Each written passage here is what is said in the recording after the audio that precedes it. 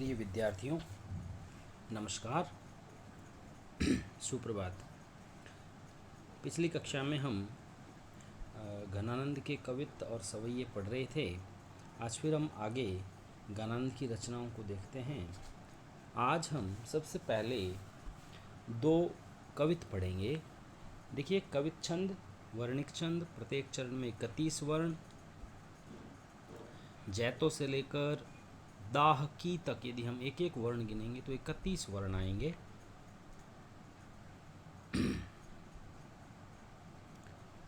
मैं वाचन कर रहा हूँ।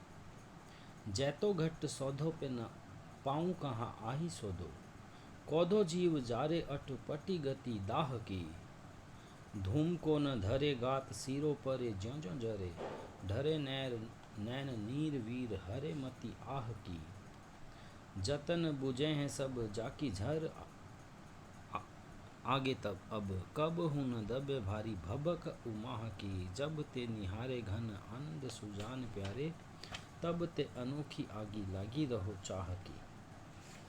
देखिए, यहाँ पहले हम कुछ शब्दों का अर्थ देख लेते हैं। जैतो का अर्थ है जितना, घट का अर्थ है शरीर, सौधों का अर्थ है खोज करना, शोध करना,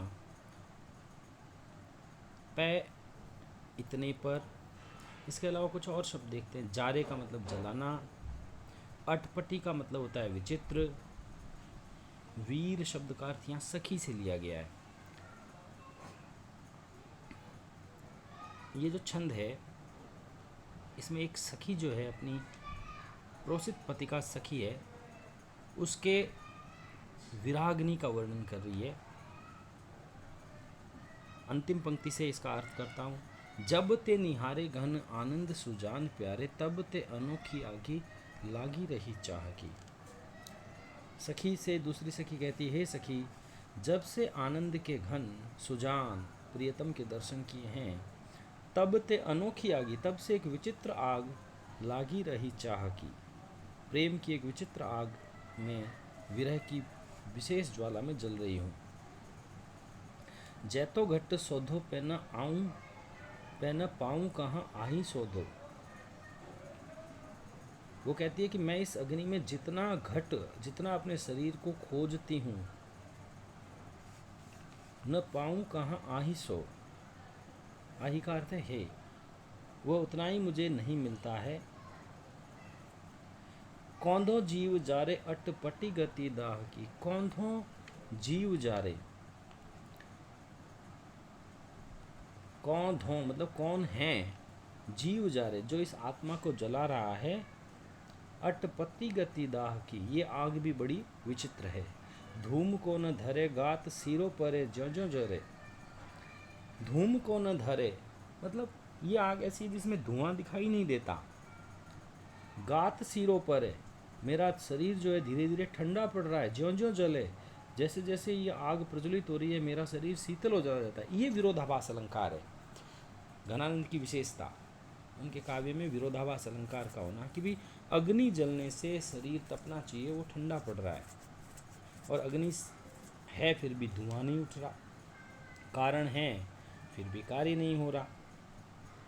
तो ये कारण के उपस्थित होने पर कार्य नहीं होना, ये विशेषोक्ति अलंकार होता है। और ज्यों ज्यों जरे गात सिरों पर, ये विरोधाभास अलंकार है। धूम को न धरे गात सिरों परे, ज्यों ज्यों ढरे ढरे नैन नीर वीर हरे मति आह की।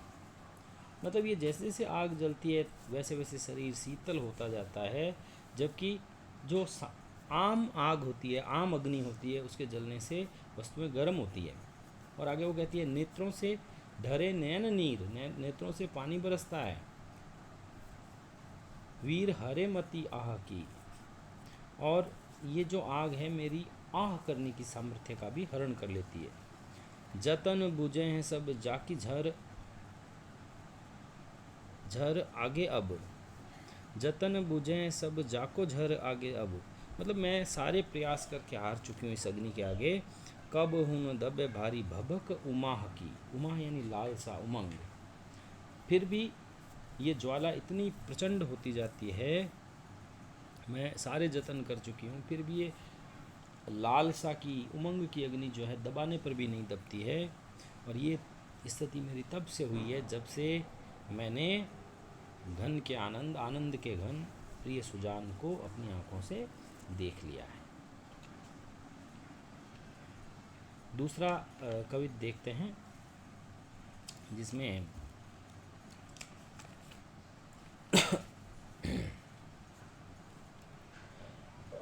इसका वाचन कर रहा हूँ।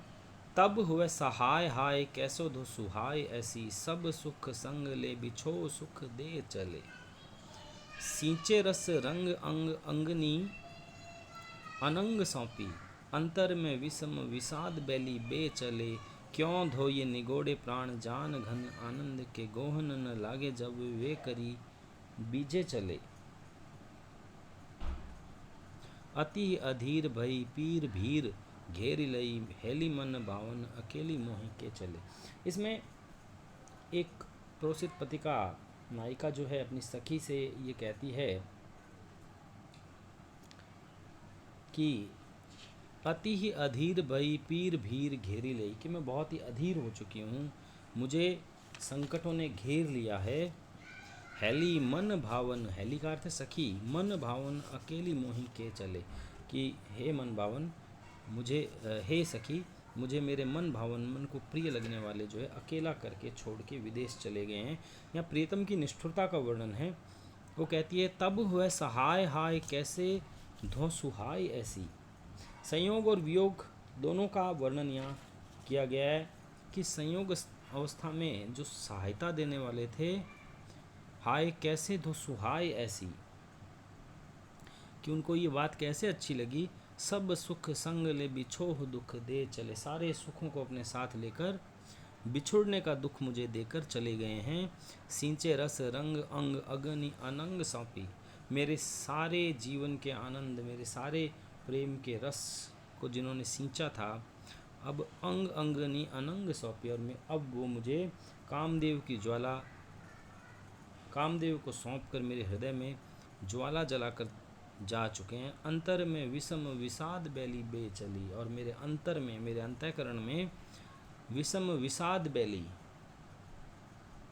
विषाद बैली का मतलब है दुख की जो बैल है वो बोकर चले गए हैं।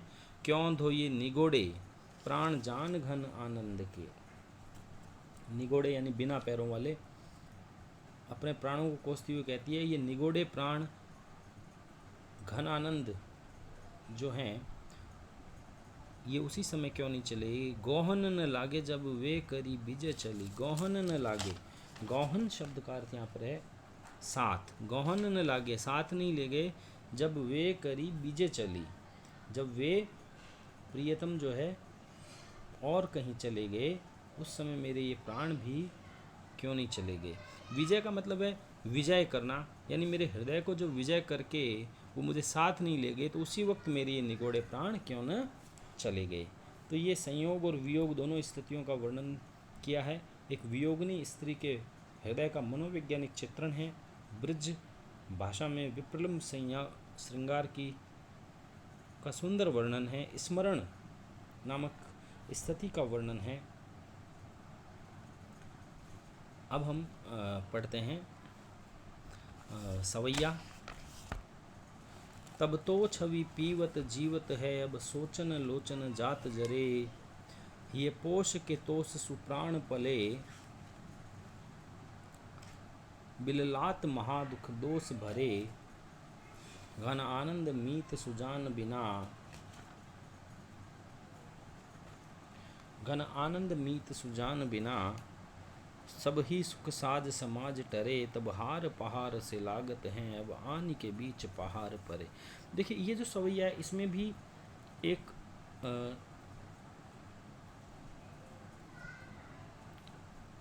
वियोगिनी की संयोग और वियोग की स्थिति का चित्रण किया गया है कि संयोग में वो कैसी थी और अब वियोग में वो उसकी स्थिति कैसी है। तब तो छवि पीवत जीवत है, तब मतलब जब वो पास में थे, तब तो छवि पीवत जीवत है कि जब तुम पास में थी, छवि पीवत जीवत है, मैं तुम्हारे छवि का अर्थ है सौंदर्य को निहार कर, पीकर रूप सौंदर्य का पान करके जिंदा रहता था। अब सोचन लोचन जात चरे, और अब तुम पास नहीं हो तो उस चिंता में लोचन मेरी आंखें तुम्हें देखने को तरस रही है, जल रही है।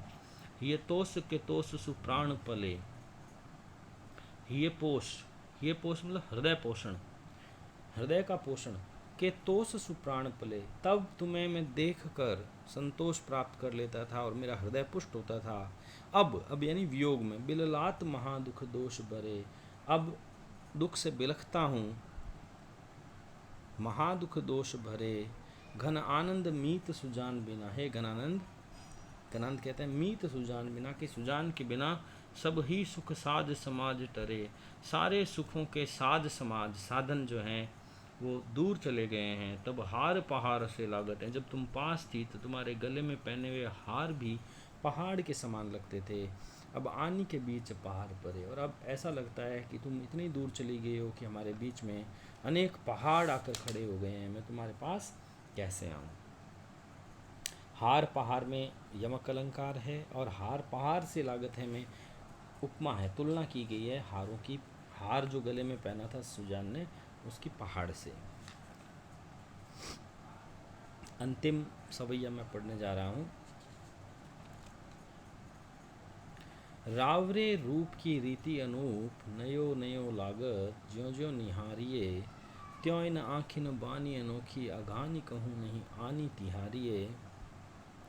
एक ही जीव हूँ तो सुतो वारियो, सुजान सकोचो सोच सहारिये, रोकी रहे न दहे, रोकी रहे न दहे घनानंद, बावरी रीज के हाथ निहारिये। देखिए, घनानंद ने सौंदर्य वर्णन ठीक बिहारी की मानंद किया है। बिहारी जैसे सौंदर्य को प्रतिपल बदलने वाला कहते थे।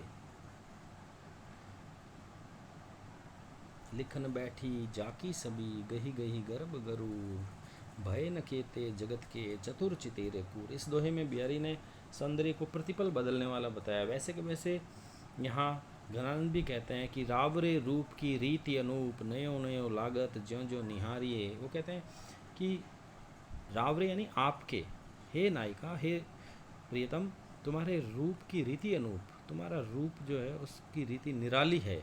नयो नयो लागत ज्यों ज्यों निहारिये, जैसे जैसे तुम्हें देखता हूँ हर बार मुझे ये नया लगता है। त्यों इन आँखिन बाणी अनोखी, वैसे ही आँखिन, आँखिन मतलब आँखों की, बानी, बानी का मतलब आदत, बानी का अर्थ है आदत, वैसे ही मेरी आँखों की आदत भी अनोखी हो गई है। अघानी कहूँ नहीं आनी तिहारिये, अघानी का अर्थ है तृप्त होना, आनी का मतलब शपथ, सौगंध, कि ये तृप्त नहीं होती है। तिहारी, तुम्हारी जो है, मैं शपथ लेके कहता हूँ, तुम्हें बार बार देखने की इच्छा होती है, बार बार तुम्हारा रूप देखने की इच्छा होती है, और मेरी आंखें तृप्त नहीं होती। एक ही जीव हूँ तो सू तो वारियो, मेरे पास एक ही जीव यानी एक ही हृदय था, वो मैंने तुम्हारे सौंदर्य पर वार दिया है, न्यौछावर कर दिया है। सुजान सकोच ओ सोच सहारिये, कि है सुजान, तुम्हारे से अनुरोध है कि मेरी चिंता और मेरी संकोच को सहारा दो।